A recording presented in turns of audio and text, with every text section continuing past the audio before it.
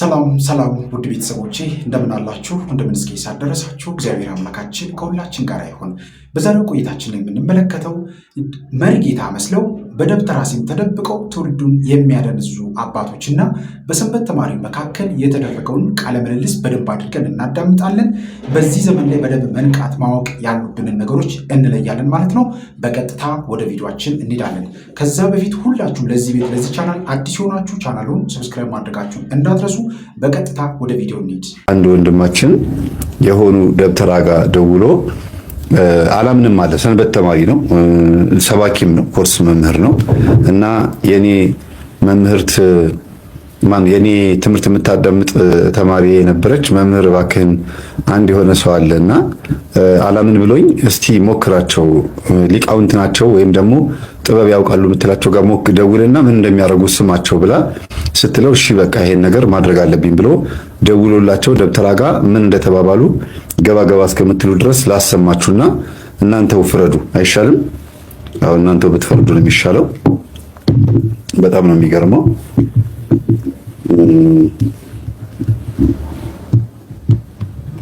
እሺ ይቅርታ ግን ጥቁልና ነው ሰማ በጣም ደስ ይለኛል። ያለውን ነገር የምን እንደሚቀምሙ ብሰማ ደስ ይለኛል። አባታችን አንብባችሁ አይደለም ወይ የደወልክ? አንብባ አይደለም የደወልክ? አዎ የደወልኩማ አለ። አዎ አንብቤ ነው። ግን እኔ አሁን ነገር የተለጠፈውን ነገር አንብባችሁ እናንተ ለምትፈልጉት መድኃኒት ከተለጠፈው ውስጥ የምትፈልጉትን መድኃኒት ይሄን ፈልጌ ነው የሚባለው። የምትፈልገውን ነገር እሰራለሁ እንጂ ነው የተለጠፈውን ነገር በሙሉ መዝርዝር አለብኝ ልጅ። አይ አይደለም። እሺ አባታችን ያው እንደዛ ማለቴ ሳይሆን ያው አንዳንዴ ሰው የተሳሳተ መረጃ ሊሰጥ ይችላልና ያው በእንዲህ ግን ከሆነ በድምጽ ሲሆን ደግሞ ያው በደንብ ያስረዱኛል ብዬ ነው። እሺ በቃ ይሁን። ያው ያነበብኳቸው በጣም ብዙ መድኃኒቶች እንደሚቀመሙ አንብቤያለሁ እውነት ለመናገር።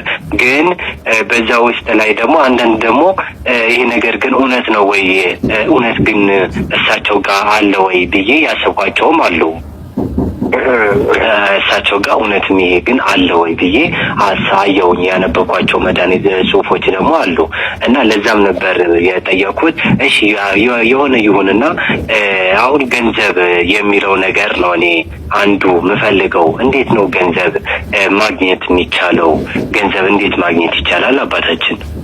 ይሁን ልጄ፣ ጥሩ ጥያቄ ነው ልጄ። አሁን ገንዘብ ማለት ልጄ አንዳንድ ሰዎች አስተሳሰባቸው ለሀብት ለገንዘብ እንሰራለን ስንል ድሮች ተቀምጠው ቤት ውስጥ ተቀምጠው ደርሶ ሻንጣቸው ውስጥ ብሩ የሚገባ ሳጥናቸው ውስጥ ብሩ የሚገባ የሚመስላቸው አሉ። እና ይሄ ገንዘብ ማለት ለምትሰራው የሆነ የራሴ የሆነ ስራ ሊኖር ይገባል። ለምትሰራው ስራ ገበያ እንዲመጣልህ፣ ደንበኛ እንዲመጡልህና ገንዘብ እንዲጠራቀምልህ፣ ሀብትን እንዲበረክትልህ ሆኖ ነው የሚሰራው እንጂ ዝም ብለህ ተቀምጠህ እየዋልክ ገንዘብ ቢሰራልህ ትርጉም የለውም።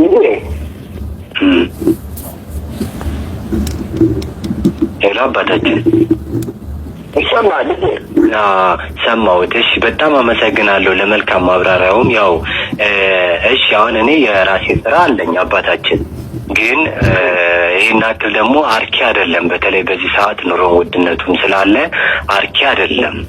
ግን ያው አስፈላጊ የሆነው ነገር ከእርሶ ጋር ተነጋግረን የትኛውም ነገር በደንብ ለማድረግ እሞክራለሁ እኔም በግሌ ማለት ነው። ያው በደንብ እያብራሩልኝም ስለሆነ ማለት ነው። ስለዚህ አሁን የራሴ ስራ አለኝ፣ ግን ያንን ነገር አሁን እውነቱ ለመናገር የራሱ በቂ ራሱ እየሆነልኝ አይደለም። በጣም ትንሽ ነው ገቢው ማለት ነው። ግን እሺ አሁን እሱ እንዴት ነው ማሳደግ የምችለው እንደ እርሶ እይታና ምልከታ ማለት ነው? ምንድነው የምትሰራው ልጄ? ምንድነው የምትሰራው አንተ? እኔ መርካቶ እቃዎች ነው የምሸጠው። ምን አልከኝ? መርካቶ እቃ ነው የምሸጠው። አዲስ አበባ መርካቶ እቃ ነው የምሸጠው። እና አሁን አንተ የፈለከው ገበያ እንዲመጣልህና ደንበኞች እንዲመጡልህ?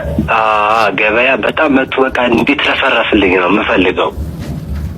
በቃ ይሁን። አሁን ልጄ አሁን የገበያና የሀብት የሚሉት ነገር ይለያያል፣ ይቀራረባሉ አይደለ? ግን ደግሞ የተወሰነ ልዩነት አላቸው። የገበያ ማለት ገበያ እንዲመጣልህ፣ ደንበኞቹ እንዲመጡልህና እቃው እንዲሸጥልህ ነው። የገበያ ማለት የሀብት ማለት ደግሞ ስራህን እየሰራህ እያለ ገንዘቡም እንዲበረክትልህ። አሁን ገበያ ምንም ብትሰራ ገንዘብ ማይጠራቀምን የምታጠፋ ከሆንክ ትርጉም የለውም እና የሀብት ማለት ከሁሉ ነገር ልትታቀብ ከገንዘብ ወጪ እንዳታረግ ገንዘብ እንድትቆጥብ የሚያደርግ ነው ሀብት ማለት።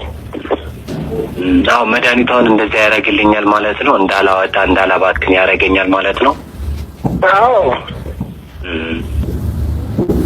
ስለዚህ አሁን እሺ በአካል እንዴት ላገኙትና እንዴት ይህንን ነገር ይፈጸምልኛል? ማለትም እሺ እኔ በግሌ ደግሞ ምንድነው አሁን ማድረግ ያለብኝ? ይህንን ነገር ወደ እርሶ ጋር ለመምጣትና ይህንን ነገር ለመፈጸም ምንድነው ማድረግ ያለብኝ?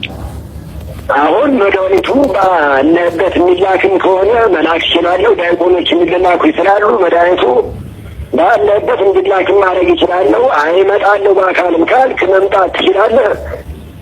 ቤኒሻንጉል ሽናሻ ቡለን ወረዳ ብጠይቅ የምናየት የለም። የት ነው አገሩ? የት ነው? ቤኒሻንጉል ክልል ቤኒሻንጉል ሽናሻ ቡለን ወረዳ ብጠይቅ ማንም ያውቀኛል ልጄ። ዛኖት ማለት ነው። ዋው መልካም ማብራሪያ ነው ሰጡኝ። እግዚአብሔር ይስጥልኝ። ያው በዚህ አጋጣሚ ደግሞ አንድ ነገርም ደግሞ ብጨምር ደስ ይለኛል። ከመጣው አይቀር ሁለቱም ለመፈጸም ማለት ነው። ሁለተኛው ደግሞ የፍቅረኛን ያጣ የሚል አግኝቻለሁ፣ አንብቤያለሁ መሰለኝ ባልሳሳት አባታችን። እግዚአብሔር በእውነት ልቡና ይስጣቸው። በዚህ መንገድ የሰውን ሕይወት የምታበላሹ፣ በዚህ መንገድ የሰውን ኑሮና ሕይወት የምታመሰቃቅሉ፣ በየቦታው በየአካባቢው በየሰፈሩ እንደዚህ አይነት የባህል መድኃኒት በመርጌታ ስም ተደብቃችሁ ቤተክርስቲያን የማትፈቅደውን የማታደርገውን ነገር እንደ ጥበብ እንደ እውቀት እያደረጋችሁ ትውልዱን የምታፈዙ የምታደነዝዙ እግዚአብሔር በእውነት አሁንም ይጣራችኋል። ለንስሐ አሁንም ራሳችሁን አዘጋጅታችሁ ወደ ቤተክርስቲያን ወደ እግዚአብሔር ልትቀርቡ ይገባል። አስተውሉና ይህንን ትምህርት አዳምጡ ቤተሰቦች። በዚህ መንገድ የስንት ሰው ህይወት ጠፍቷል። የስንት ሰው ትዳሩ ፈርሷል። የስንት ሰው ቤቱ ንብረቱ ህይወቱ ተጎሳ ጠፍቷል። በመናፍስት ተይዘን በዚህ መንገድ በመከራ ውስጥ እንድናልፍ እያደረጉን የሚገኙት እንደዚህ አይነት ሰዎች በቤተክርስቲያን ማዕረግና ስልጣን ስር ተቀምጠው እንደዚህ ይጫወቱናል ማለት ነው። ይህንን ተመልከቱ። እንግዲህ በብዛት አስተውላችሁ ከሆነ ቤኒሻንጉል ጉሙዝ አካባቢ፣ አፋር አካባቢ ላይ እንደዚህ ወጣ ያሉ ቦታዎች ላይ ይህ ስራ ይሰራል በደንብ ተደርጎ ማለት ነው። አሁን አዲስ አበባ ላይ እንደዚሁ ወደ ጀሞ አካባቢ ወደ አየር ጤና አካባቢ ዳርዳሩን ይዘው በደንብ አድርገው ይህንን ነገር የሚሰሩ እንደውም በሬዲዮ ሁላ ሳይቀር ማስታወቂያ ሁሉ የሚሰራላቸው ትልልቅ የባህል ሕክምና ቤቶች አሉ። በጣም በሚያሳዝን ሁኔታ ማለት ነው። እንግዲህ እግዚአብሔር በእውነት ፍርዱን ይስጥ። በዚህ መንገድ ሀብት እናገኛለን፣ በዚህ መንገድ ፍቅር እናገኛለን፣ በዚህ መንገድ ትዳር እናገኛለን ብለው ይገኛል እያሉ ለጥፈው ሰውን ደግሞ የሚያሳስቱና ወደ መናፍስቱ ዓለም ያልሰሩትን ያለፉበትን እንዲያገኙ የምታደርጉ በቤተክርስቲያን በመርጌታ ስም ተቀምጣችሁ በክህነት በስልጣን ውስጥ ሆናችሁ ግን የዲያብሎስን ዓላማና ዕቅድ ለማሳካት የምትሯሯጡ ሰዎች እግዚአብሔር አሁንም ፍርዱን ይስጣችሁ። በእውነት ልንጠነቀቅ ይገባል። ወደ ቪዲዮ እንሂዳውንም።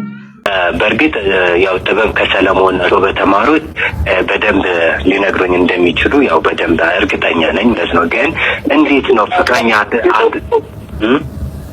ፍቅረኛ ላጣ ለሚለው አሁን አንተ የትዳር አጋር ካልወጣልህ ካልተሳካልህ አግብተሽ ከሆንክ የትዳር አጋር ካልገጠመህ መድኃኒት ይሰራልህ እና ጥሩ የሆነች ልጅ እንድትመጣልህ በባህሪዋም እንድትስማመው ልጅ በሰላም በፍቅር ሆነ እንድትኖር ተስማምታችሁ አጣችሁ እንድትኖሩ ማድረግ ይቻላል። እንደዛም ይቻላል እንደ አባታችን። አዎ ግን አሁን እኔ የቤተ ክርስቲያን ልጅ ነኝ፣ የሰንበት ተማሪ ነኝ። ማገለግለውም ቤተ ክርስቲያን ነው። አዲስ አበባ ውስጥ አዲስ አበባ ማንኤል ቤተ ክርስቲያን የሚባል ማለት ነው። ያው ላለማዋሸት እውነታውን ማለት ነው። እና እዛም የምማር ልጅ ነኝ። እሺ ቆይ ይሄ ነገር ግን ከምን አንጻር እንደዛ ሊሆን ቻለ? መጽሐፍ ቅዱስስ ይሄ ነገር ግን አይጻረንም? ምን አልከኝ? መጽሐፍ ቅዱስስ ይፈቅደዋል ይሄ ነገር? አባታችን ከመጽሐፍ ቅዱስ ጋር እንዴት እናየዋለን? መጽሐፍ ቅዱስ ይፈቅደዋል? ይሄ ነገር አሁን ፍቅረኛ ላጣ ይህንን ነገር ለሆነ እንደዚህ ማድረግ ይቻላል? በመጽሐፍ ቅዱስ ይፈቅደ ይሁን? መጽሐፍ ቅዱስ የሚፈቅደው የማይፈቅደው ሊኖር ይችላል። ልጄ ይፈቅደዋል፣ ይሄን አይፈቅደውም ማለት ነው። እኛ ማለት የመስተፋቀር ማለት የሚጥቁ ሆኑ ሴቶችን ወይ ሆኑ ወንዶችን ኮከባቸው እንዲጣመርናቸው ማድረግ ነው እኛ የምንሰራው። እና ሲቀጥልም የመድኃኒት ማሰራት አለማሰራት ያስኮንናል አያስኮንንም የሚለው የራስን ጉዳይ ነው ልጄ። የማያስኮንንም አለ የሚያስኮንንም አለ። እንደየመድኃኒቱ ሁኔታ ያስኮንናል ያስኮንንም አይደለም። በራሴ እየሰማችሁ ነው። አሁን ልጁ ወደ ትክክለኛው ማንነቱ እየመጣላቸው ነው። መጀመሪያ መስተፋቅር እፈልጋለሁ ይሄን አድርጉልኛልና አሁን እንዴት ነው ይሄ ነገር ይፈቀዳል ወይ ትክክል ነው ወይ ከመጽሐፍ ቅዱስ አንጻር አላቸው። ያስኮንናል አያስኮንንም አልልህም፣ አይመለከተኝም፣ አያገባኝም፣ እዚህ ውስጥ አልገባም ነው። ለምን ገንዘብ ነው የሚከፈለው። አዎ ያስኮንናል እንዳይሉት ገንዘቡ ሊቀርባቸው ነው። አያስኮንንም እንዳይሉት ደግሞ ህሊና እየፈረደ ነው። ህሊናቸው ይጋጭባቸዋል። እና ግን በጣም ትልቅ አባት እንደሆነ ያስታውቃሉ። እሱም ሳያስጨንቃቸው አባቴ እያለ ነው የሚያናገረውና በጣም እኮ ነው የሚገርመው። እኔ ጸጥ ብዬ እንግዲህ ይህን ያክል ደቂቃ እንድታዳምጡ የፈለግኩት ልጁ ማስኩን ካወለቀ በኋላ ያለውን ንግግሩ ደግሞ እንዴት በቁጣ እንደሚናገር እንድትሰሙት ነው። እሳትና ውሃ አለ እኛ ላይ እና ብኛል መሪጌታ ደግሞ ሲባል ያው የቤተ ክርስቲያን ከምን አንጻር እንደዛ ሊሆን ቻለ? መጽሐፍ ቅዱስስ ይሄ ነገር ግን አይጻረንም? ምን አልከኝ? መጽሐፍ ቅዱስስ ይፈቅደዋል ይሄ ነገር? አባታችን ከመጽሐፍ ቅዱስ ጋርስ እንዴት እናየዋለን? መጽሐፍ ቅዱስ ይፈቅደዋል? ይሄ ነገር አሁን ፍቅረኛ ላጣ ይህን ነገር ለሆነ እንደዚህ ማድረግ ይቻላል? በመጽሐፍ ቅዱስ ይፈቀደ ይሆን? መጽሐፍ ቅዱስ የሚፈቅደው የማይፈቅደው ሊኖር ይችላል። ልጄ ይፈቅደዋል ይሄን አይፈቅደውም ማለት ነው። እኛ ማለት የመስተፋቀር ማለት የሚጥቁ ከሆኑ ሴቶችን ወይ ከሆኑ ወንዶችን ኮከባቸው እንዲጣመርላቸው ማድረግ ነው እኛ የምንሰራው። እና ሲቀጥልም የመድኃኒት ማሰራት አለማሰራት ያስኮንናል አያስኮንንም የሚለው የራስን ጉዳይ ነው ልጄ። የማያስኮንንም አለ የሚያስኮንንም አለ። እንደየመድኃኒቱ ሁኔታ ያስኮንናል ያስኮንንም አይደለም። በራሴ አጣት ራስ ነው የምትገባበት። አዎ እሺ፣ የሚያስኮንን ደግሞ ከሆነ አሁን እንደ አባትና እንደ ሰንበት ተማሪ ልጅ እንደ ቤተ ክርስቲያንም ደግሞ አስፍተን ስናየው ምዕመኑ ይህንን ነገር ግንዛቤ የሌላቸው ደግሞ ሊኖሩ ይችላሉ። እነሱ እስከምን አንግል አይተን ነው መድኃኒቱን ልንቀምም እንችላለን? እና እንዴትስ ደግሞ ልናደርግላቸው እንችላለን? የእነሱ ኃጢአትና ሀሳባቸው ከእግዚአብሔር ጋር መራቃቸውና መቅረባቸውስ እንዴት እናየዋለን? ምን አልከኝ? አሁን ለምሳሌ ማለት ነው አባታችን ሰምተውታል እኮ ሌላ ይሄ ምዕመኑ አለ ክርስቲያኑ መጽሐፍ ቅዱስ የሚያምነው ማለት ነው። መጽሐፍ ቅዱስ ያምናል። ይህንን ደግሞ ከእግዚአብሔር ዘንድ ያራርቀኛል፣ ኃጢአት ደግሞ ይሆንብኛል። መሪጌታ ደግሞ ሲባል ያው የቤተ ክርስቲያን ሰው ተብሎ ነው የሚታሰበው።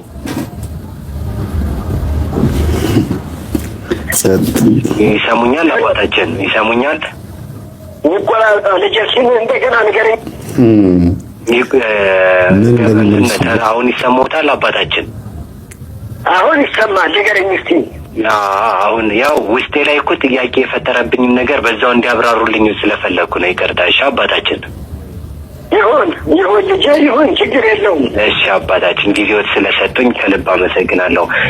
እናም እንደ ቤተ ክርስቲያን ልጅ እንደ መጽሐፍ ቅዱስ እንደሚያነብና እንደሚጠይቅ ሰው መጽሐፍ ቅዱስን እንደሚመረምር ሰው ይህንን መስተፋቀር በቤተ ክርስቲያን ደግሞ ያው ከፍ አድርገን ስናየው እንደ ቤተ ክርስቲያን ስናየው ቤተ ክርስቲያን ይህንን ነገር ትፈቅዳለች ወይ?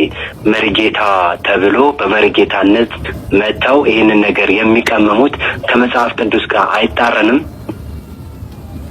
ልጄ እሱን መጠየቅ ከሆነ የፈለግከው በአቅራቢያ ለሚገኙ መናፍሶቹንም ይሆን ቄሶችን ጠጋ ብለህ ጠይቃቸውና እነሱ በሚያስከዱ ሁኔታ እርምጃህን ትቀጥላለህ ልጄ።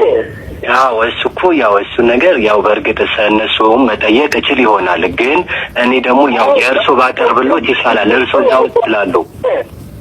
ሰው ልጅ እያወቅም ታያውቅም ያጠፋል ልጄ። እና አስተውሉ እንግዲህ ውድ ቤተሰቦች፣ በዚህ ደረጃ ነው ጉዞውን እያካሄደ ያለው። ይሄ አካሄድ ምን ያህል ከባድ እንደሆነ ማለት ነው። ተመልከቱ። ምንድነው አሁን አባታችን ያሉት መጨረሻ ላይ? ቄሶችን ወደ ቤተክርስቲያን ጠጋ ብለህ ጠይቃቸው ነው ያሉት። እንግዲህ ቤተክርስቲያን ይህንን ነገር ቤተክርስቲያን ውስጥ የሚገኙ ሰዎች እውቀት ነው ጥበብ ነው ብለው ስለተናገሩ ቤተክርስቲያን ውስጥ የሚገኙ ብዙ አባቶች ይህንን ጉዳይ ይደግፋሉ ማለት ነው። ይህንን በተለይም መስተፋቅር የሚባለውን ሰዎች ሳይዋደዱ እንዲጋቡ በቅጠላቅጠሉ እና በሚሰጡ መድኃኒቶች ትዳር ውስጥ እንዲገቡ ይፈቅዳሉ ማለት ነው፣ ያደርጋሉ ይህንን ነገር ማለት ነው። ቤተክርስቲያን ውስጥ የሚቀመጡ ሰዎች በሚማሯቸው ትምህርቶች ውስጥ እንደ ጎን ለጎን ደግሞ የመናፍስቱን ዓለም ሴራና ድርጊት በደንብ ተረድተዋል። ስለዚህ በየቤተክርስቲያን ውስጥ ይህንን ነገር የሚፈጽሙ አሁንም ድረስ በጣም ብዙ ሰዎች አሉ። በተደጋጋሚ የምንናገረው ለዚህ ነው። ትውልዱ መንቃት አለበት፣ የዲያብሎስን ሴራ ማወቅ አለበት። በየቤተክርስቲያን ውስጥ በንስሐ አባትና በክህነት ስም የተቀመጡ ሰዎች ዛሬም ድረስ ትውልዱን እያደነዘዙት እያፈሰሱት ይገኛሉ። ይህንን ነው የምንቃወም በተደጋጋሚ ማለት ነው። ዛሬ የምናገረው ወንድማችን ብቻ አይደለም። ብዙ ቤተክርስቲያን ውስጥ የሚገኙ የሰንበት ተማሪዎች የመናፍስትን ውጊያና የዲያብሎስን ሴራ ሲያቃልሉ፣ ሲተቹ፣ እኛ ስንናገር ሲነቅፉን እንመለከታለን። በቤተክርስቲያን አካባቢ እንደዚህ አይነት ነገሮች ቢነሱ ብዙ ሰዎችን ሲያባርሩ፣ ሲያሻሹ እንመለከታለን።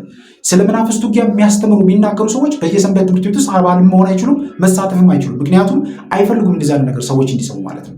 በተለያየ አጋጣሚ ሰዎች እንደዚህ አይነት ነገር ሲያወሩ እንዲባረሩ ነው የሚደረጉት። ምክንያቱም እንደዚህ አይነት ነገር እንዲወራ ስለማይፈልጉ ማለት ነው። በዛም በዚህም ብቻ ብሎ ያንን ሰው ከዛ ቦታ ላይ እንዲባረር ነው የሚፈልጉት። ነገር ግን ለመስተፋቀር እንግዲህ ትዳሬን በዚህ መንገድ ትዳሬን ሰዎች ወደ ትዳሬ እንዲገቡ በዚህ መንገድ ውስጥ ያስኬዳሉ ማለት ነው።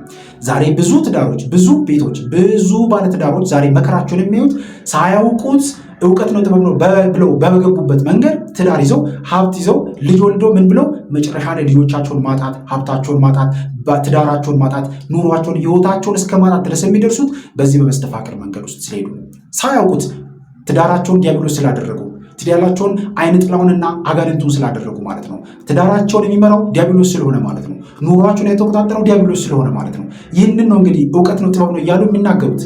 ተመልከቱ እንግዲህ ዛሬም እንግዲህ በሬዲዮ ሁላ ሳይቀር ሬዲዮኖቻችን እንግዲህ ትልልቅ ሬዲዮቻችን በሙሉ የምናገሩት ማስታወቂያ የሚሰሩት ይህንን ነው ማለት ነው። ምን ያህል በዲያብሎስ እንደተያዝን ሚዲያዎቻችን ራሱ ማለት ነው። ይህንን እንኳን ተረድቶ ይህ ነገር ትክክል አይደለም፣ ለዚህ ማስታወቂያ መስራት አንችልም የሚሉ የሚዲያ አባላት እንኳን የሉንም።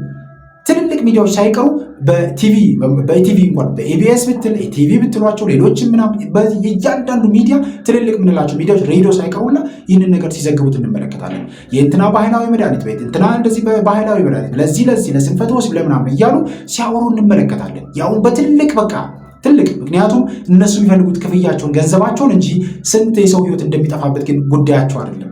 ስለዚህ አሁንም ልንጠነቀቅ ይገባል። በየሰንበት ትምህርት ቤት ውስጥ ያለን እህቶች፣ ወንድሞች ይህንን ጉዳይ ልናጋልጥ ይገባል። በደንብ አድርገን ቀርበን ይህንን ነገር ከቤተክርስቲያን ከአካባቢ ልናስወግድ ይገባል። ከቤተክርስቲያን የሚበልጥብን ነገር የለም። ከሰው ሕይወት የሚበልጥ ነገር የለም። ከክርስቶስ ጋር ከመኖር የሚበልጥ ነገር የለም። ይህንን የማናደርግ ከሆነ ግን ሕይወታችን በመከራና በፈተና ውስጥ እንዲያልፍ ራሳችን ፈቅደን ወደን እናደርጋለን ማለት ነው። ምክንያቱም ፈቅደን ያስገባነው አይነት የመናፍስት ሴራ ሆኖብን በጣም በብዙ መንገድ እንቸገራለን፣ እንጨነቃለን እና እግዚአብሔር ቦሌ ጠብቀን። እስቲ ወደ ቪዲዮ እንሂድ። ማንም ሰው ይህን ነገር ማስኮነን አለማስኮነን የሚሆነውን የማይሆን አንተም እያወቀው ነው የምጠይቀው። ዝም ብለህ ባለህበት በቅርብ ላለን ሰው ጠይቅ። አይ አባታችን ያው መጠየቁ እኮ ጠይቃለሁ፣ ግን ቤተ ክርስቲያን ደግሞ በዚህ ዙሪያ ላይ ምን ትላለች? እርሱ የቤተ ክርስቲያን ሰው ነኝ ስላሉ ማለት ነው ከጠቢቡ ሰለሞን ነው ይህንን ጥበብ የወረስኩት ብለው የሚያምኑ ከሆነ መጽሐፍ ቅዱስ ደግሞ የሚጣረን ነገር እንዴት ሊሰሩ ይችላሉ? ምዕመኑስ ደግሞ እንዴት ወደ እርሶ መጥተው እንዲስቱ ያደርጋሉ ነው አባታችን? ሰምተውኛል አባታችን? አልሰሙኝም? ልድገምሎት። ያው ይህንን ጥበብ ያገኘሁት ከጠቢቡ ሰለሞን ነው የሚሉት በማህበራዊ ሚዲያ እና በተለያዩ ነገሮች ማለት ነው።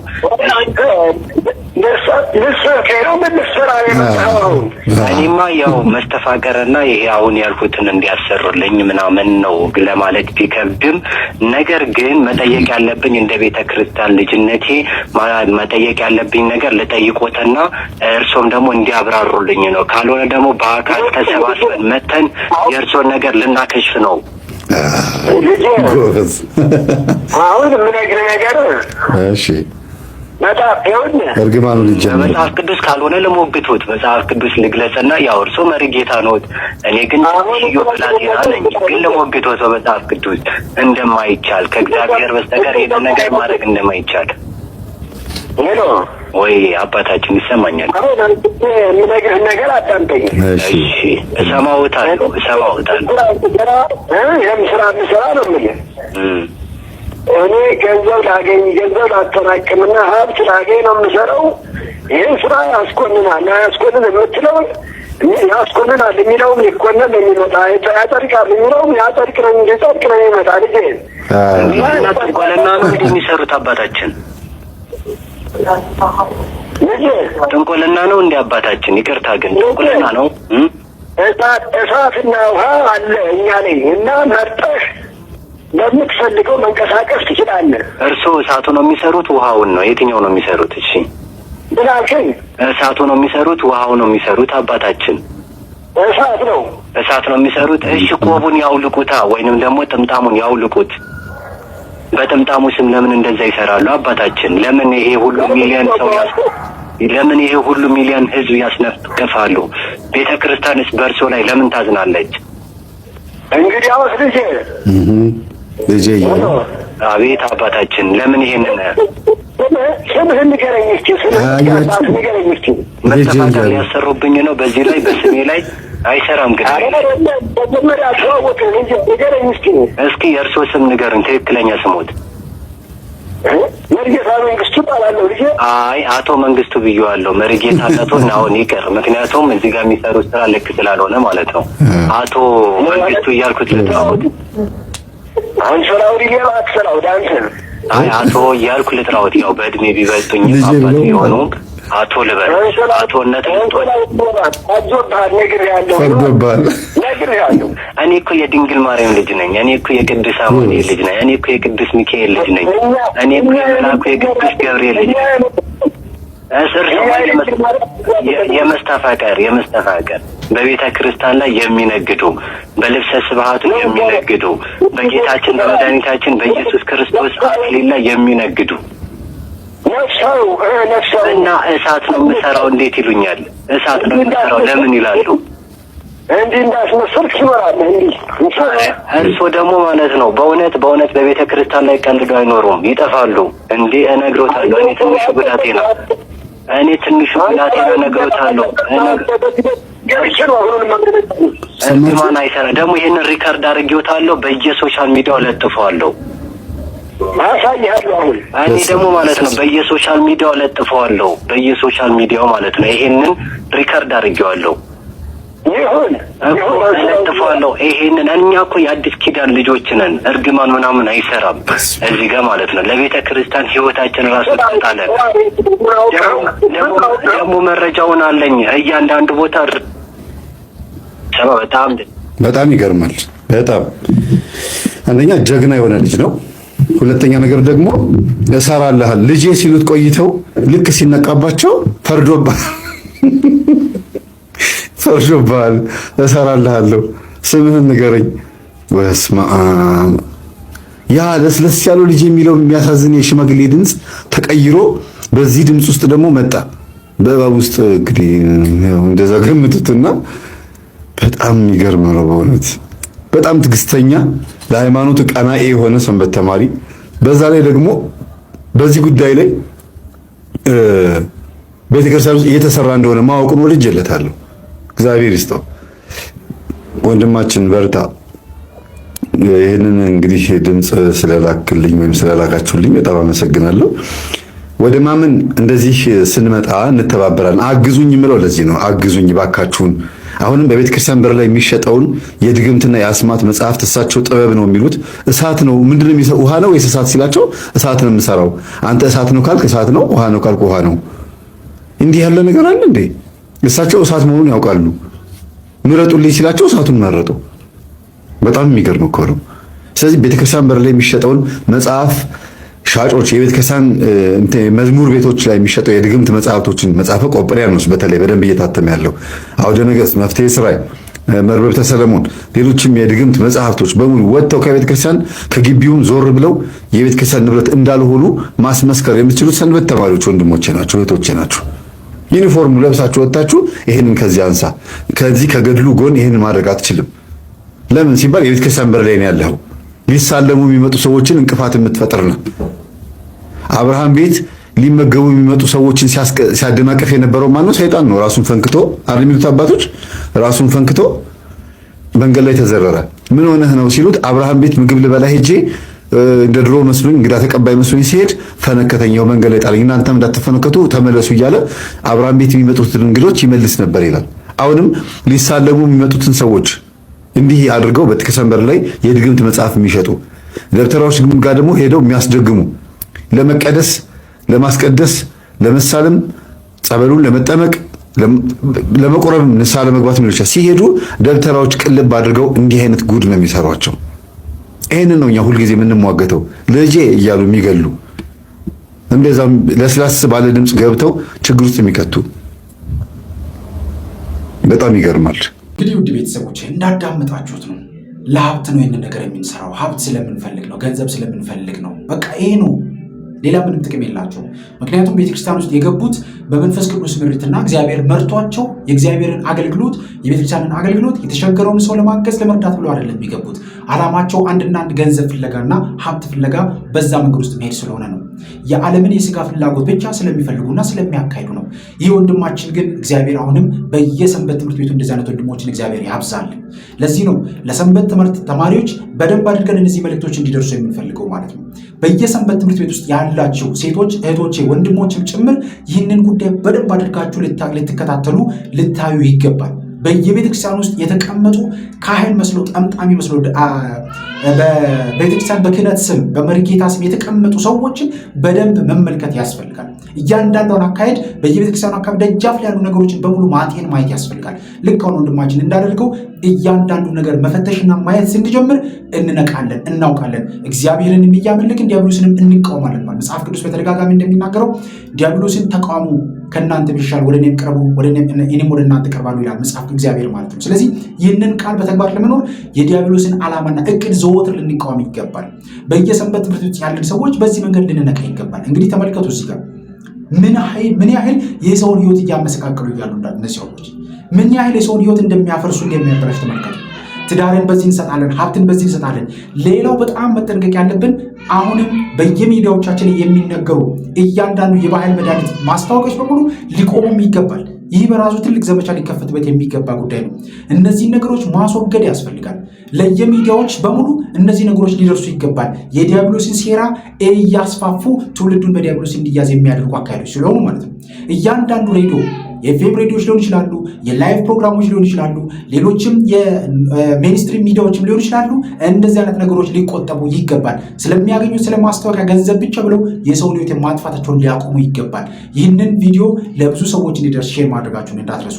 በዚህ መንገድ የሰው ሕይወት ይጠፋል። በዚህ መንገድ የሰው ትዳር ይፈርሳል። በዚህ መንገድ ሰው ሀብቱን ንብረቱን እያጣ ትዳሩን ሕይወቱን እያበላሸ ይገኛል። ይህንን ነገር ሁላችንም ልንመለከቱ የሚገባ ነገር ነው። እግዚአብሔር በእውነት ሁላችንን የሚጠብቀን ውድ ቤተሰቦች እንግዲህ ወንድማችን በዚህ መንገድ ነገሩን አልተረዳም። እንግዲህ ይሄ ቪዲዮ ከተላከለት በተደጋጋሚ እንግዲህ መምህር እንደተናገረው አንድ እህት ይህንን ነገር በተደጋጋሚ ለዚህ ወንድም ስትነግረው ይህንን ነገር መቀበል አይፈልግም። ብዙ ሰንበት ተማሪዎች እንደዚህ ናቸው። እነዚህ ነገሮች መቀበል መረዳት አይፈልጉም፣ እውነት አይመስላቸውም። ነገር ግን ደውሎ ይህንን ነገር ካረጋገጠ በኋላ ነው ይህንን ነገር ለማወቅ የቻለው ማለት ነው። ስለዚህ ሁላችንም እያንዳንዷን ነገር ማወቅ ያስፈልጋል። ቤተክርስቲያን ውስጥ ጥበብ ነው እውቀት ነው የተባለ ኮከብ ቆጠራ፣ የአውደ ነገሥት፣ የመፍትሔ ሰራይ፣ መጽሐፈ ቆጵርያኖስ፣ መጽሐፈ ጥበብ የተባሉ የሚለቀቁ ሰውን የሚያደነዝዙ ከመናፍስት ጋር የሚያቆራኙ እድሜ ዘመናችንን የመናፍስት ባሪያ አድርጎ የሚያስቀምጡ መጽሐፎችን ልናወግዝ ይገባል። እግዚአብሔር ከሁላችን ጋር ይሁን።